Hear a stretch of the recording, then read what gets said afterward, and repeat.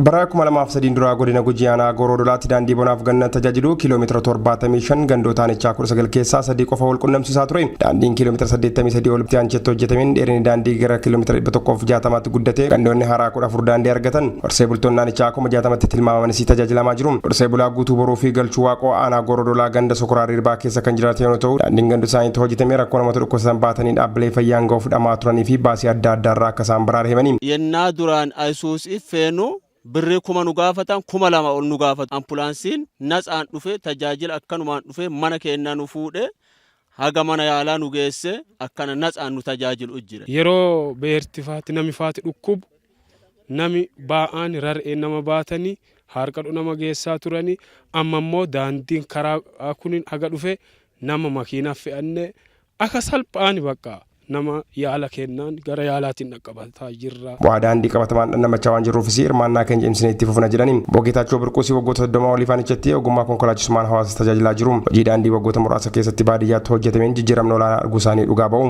Waggaa 32 karaa kanarratti hojjedhee jira. Dur karaan badaa boolloo keessa seennee nama gizee dhibamu nu yaamanii san irratti ummati baasee nu dhiibee nu harkisee odoroodhaan nu baasee wanna dhibamu nama dhibamu sanillee qabannee deemna. Amma ammoo galataa mootummaa amma kuno asfaaltii ta'ee jira karaan kun minibaasii binneellee nullee amma ummataaf fayyaduu jira. Barana isaanichatti daandii kiiloomeetira 36 gandoota 5 wal qunnamsiisu hojjetamaa jira. Hojiin daandii aanichatti hojjetamaa jiru dargaggoota 1,600 carraa hojii uumeera. Gandoota aanichaa 19 keessaa 14 daandii bara 2004 irraa eegalee hojjetameen wal qunnamaniiru. Kanneen hafanis xumura bara karoora guddinaaf tiraansfoormeeshinii takka milkaan itti gaafatamaan waajjira daandii aanichaa obbo Jaalataa Waataa himaniiru. Daandiiwwan hojjetaman rakkoo horsee bultoonni gandoota isaaniitti qaban furuura darbee dhimmoota hawaasa dinagdee isaanii raawwachuuf carraa konkolaataa wayita barbaadanitti argachuu akka uume bulchaan aanichaa obbo Nageessa Siidaa dubbatanii. Dubartoota dafanii gara mana yaalaa jiddu galeessa yaalaa buufata fayyaa anaarra jiru dhaqqabuuf baay'ee kan nu mijaa'u ta'ee argameera.